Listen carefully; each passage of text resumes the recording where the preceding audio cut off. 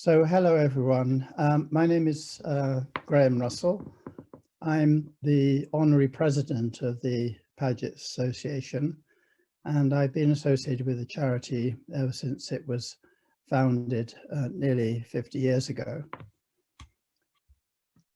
So I've been involved with the charity since the beginning, and it started through these two people getting together.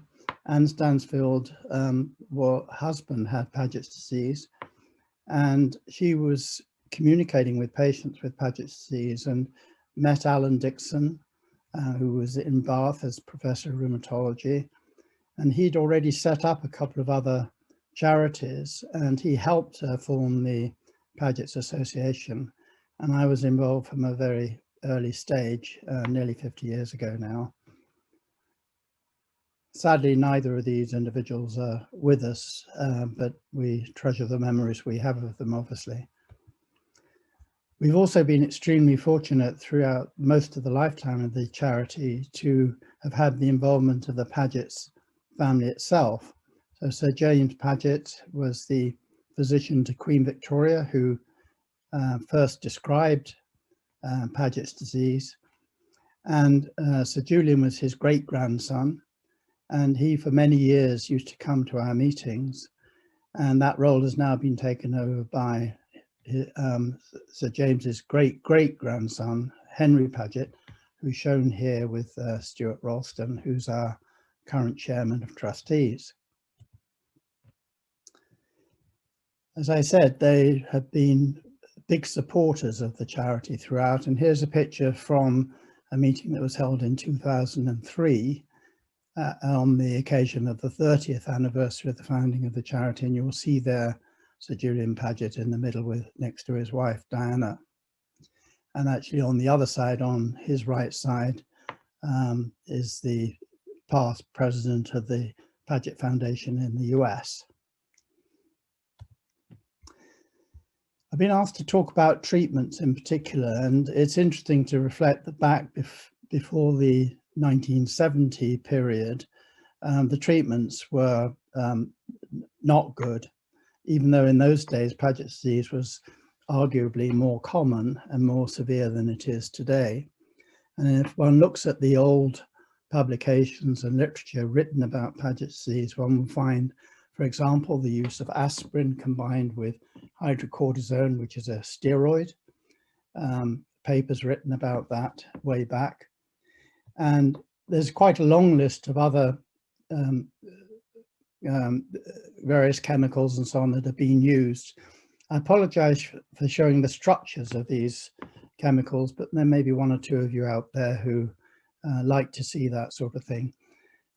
So all these things, sodium phosphate, mithramycin, which was actually an anti-cancer agent, gallium nitrate, and the one that did have some traction for a while was calcitonin, which is a hormone, and this lowers bone resorption and was used very successfully and was actually approved for the use in Paget's disease for several years before the bisphosphonates really took over because of their greater efficacy.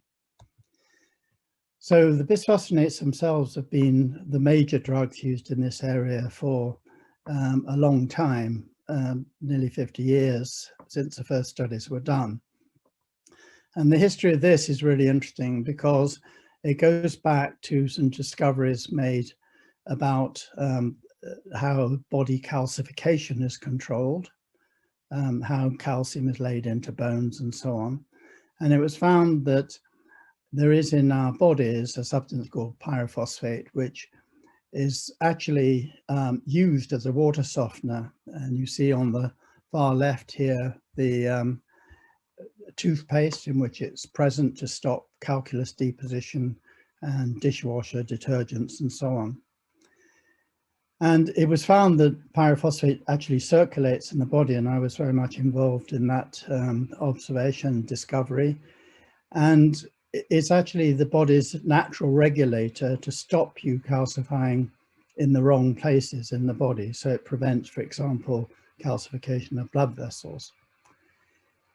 And I moved to Switzerland in the mid-60s and worked with Herbert Fleisch, and we did quite a lot of work on pyrophosphate, but found that it was actually destroyed very readily if you gave it by mouth, either to animals that were being used in experiments or even to human beings. We have a capacity to completely destroy it in our intestinal tracts.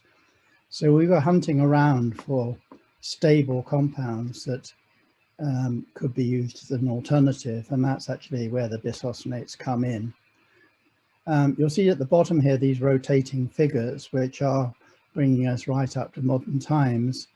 These are actually the structures of a specific enzyme in the body that the bisphosphonates inhibit. And we understand that to be the basis, the major reason that they inhibit bone destruction. The other person involved in these early discoveries back in 1969, reported in 1969, was Dave Francis from the Procter & Gamble company, who was actually interested in the dental applications of these things. Davos was where the lab was, and you see a picture there of the lab building. And of course, Davos is well known as the place where the World Forum takes place in February every year, World Economic Forum. This is actually what the structure of bisphosphonate looks like, and I'm sorry to impose a little bit more chemistry on you, but you'll see there's a C in the middle there, which is a carbon, and then two P's, which are two phosphates, which is why you have bisphosphonate. The two phosphates are joined strongly to the carbon. It can't be broken down easily. And then there's an R1 and R2, which are different chemical subgroups that are put on this molecule to produce a whole range of different structures. So this shows it in a slightly different way. You see here on the left, the pyrophosphate, which is the natural water softener we have in our body, which is broken down chemically or by enzymes very easily, and you can't use it as a therapeutic drug. The bisphosphonates, on the other hand, on the right here, and you see in red in the middle there, the carbon, and putting that carbon in place of oxygen, you make it very chemically stable. And these are the compounds that have become used as medicines, not just for Paget's disease, but also for osteoporosis and for other diseases as well. And that's that structure I already showed you, just depicted in a slightly different way, showing the R1 and R2 substitute groups. As I've said, that was 50 years ago that happened, and we had a meeting in Sheffield just 2 summers ago now, where we were celebrating the 50th anniversary of these compounds. A lot of people came, as you can see, from all around the world. So for those of you out there of my vintage, you probably remember things that happened in 1969. The Beatles, Abbey Road, the moon landings, actually in July, again 50 years ago. We very quickly went from our experimental observations to being able to use the first of the bisphosphonates in patients with Paget's disease. In fact, Paget's disease was one of the first diseases ever to be studied using bisphosphonates as drugs. And for this, I was working with Roger Smith at the Orthopaedic Hospital in Oxford. And Roger Smith was a past chairman of trustees of the Pagets Association. On the left here, you see a graph that shows that if you give this substance called EHDP or etidronate, 4 out of the 5 patients had their marker or measure of excess bone resorption reduced into the normal range in a very short space of time, in a matter of several weeks. So here we were with an agent that you could give by mouth that was effective in Paget's disease. And I think it's fair to say that these medicines have actually transformed the management of Paget's disease, because they are truly effective. Again, for chemistry, there have been a lot of different compounds made because you can put different chemical structures in this R1 and R2 position on these compounds, and you may recognize some of the names of the different bisphosphonates. There's at least 7 of them that have been used for Paget's disease, not all approved as major drugs by regulatory authorities, but there are studies describing all of these. Zoledronic acid, or zoledronate, is in the bottom right there, and that's in a way become the treatment of choice now. The reason why there's been an evolution through the compounds is that what one was looking for as one makes new compounds is that they have better properties. In other words, they are stronger in their action that you want to inhibit bone destruction and restore abnormal bone turnover towards normal, but not at the expense of having side effects. And as you go through this progression, which is actually taken from this book by Herbie Fleisch, who was one of the trio founders of this field, if you like, and this is shown actually in his book published in the year 2000, that zoledronic acid on the right-hand end of this is the most potent among the compounds that have been developed over the years. And when these are looked at in Paget's disease, they actually also rank. You use less and less of each of the compounds to produce an ever-increasing effect to reduce, in this case, usually measuring the alkaline phosphatase in blood. And many of you will know that that's one of the ways that you monitor the biochemical activity of Paget's disease. You're looking for a reduction in the alkaline phosphatase enzyme in the blood. Here is zoledronic acid again, also known as zoledronate. It's actually given as an IV infusion, so any of you who are patients will be aware of that. It's given over 15 minutes or so, and it goes under brand name of a cluster, or in fact, these days it's generic, and there are various other names for it. So the important thing is that zoledronate is probably now considered to be the standard of care, and if you get treated for Paget's disease, that's the bisphosphonate that you're likely to receive. So that is a very short run through the history, going from early compounds right through to the present time.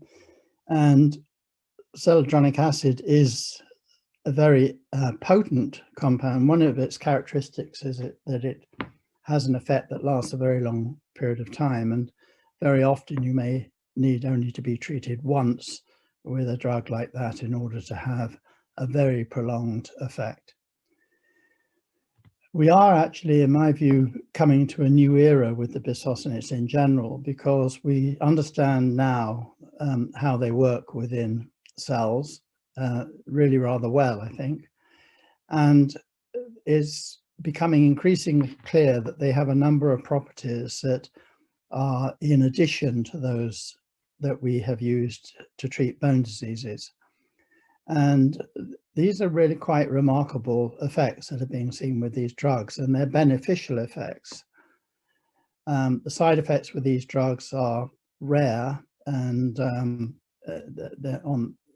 the safety is, although it's always of concern, the benefits outweigh the safety concerns by a huge margin with these drugs when used, for example, in osteoporosis or other settings and in Paget's disease. So the effects that are arousing a lot of interest are these things written here.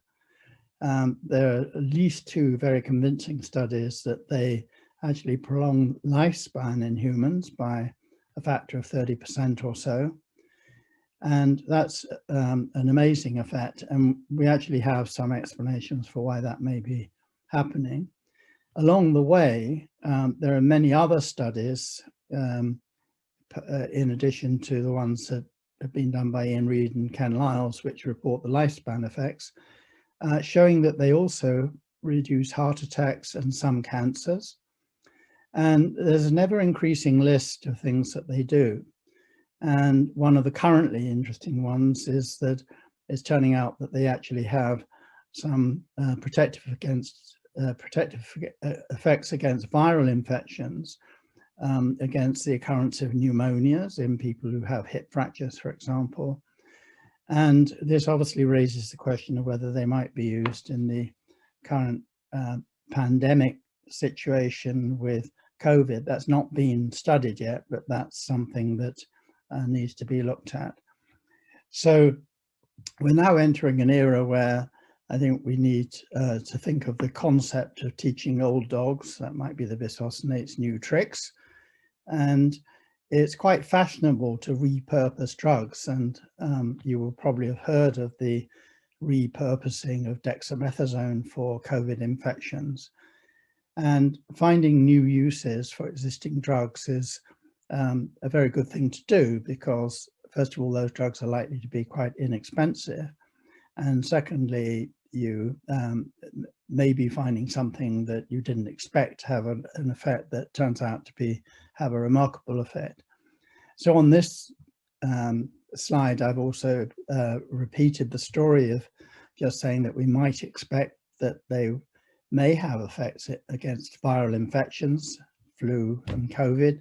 There isn't direct evidence for that just now, but it's something that is potentially possible and is under study. So don't go away thinking that you should take the drugs for that reason, but we're hopeful that we will actually find out one way or the other whether they do have an effect. But I think what is certainly the case even now is that they can improve healthy aging, not least improving lifespan and preventing cardiovascular effects. And you see these two ladies here blowing out the candles on their 100th birthday. And for the older among us, that's a rather attractive prospect. So I'd like to finish at this point. The Pagets charity has been in existence for 50 years, almost the same time period as the bisphosphonates have been around, which is a fortunate coincidence. And there will be a celebration clearly in 2023 to celebrate this. We don't quite know what form that will take yet, but it'll probably involve a scientific meeting plus involvement of patients and carers and other members of the charity. I hope as many as possible of the people here today and who are members of the charity and others will want to come along to whatever celebration we plan to have. And we hope, of course, that we'll keep our connection ongoing with the Paget family, with Sir Henry Paget, who seems very happy to keep his association with us all. And you will see here on the left the charity's team, Diana, Sue and Jenny. With that, I'll finish now, and thank you very much for listening. Thank you.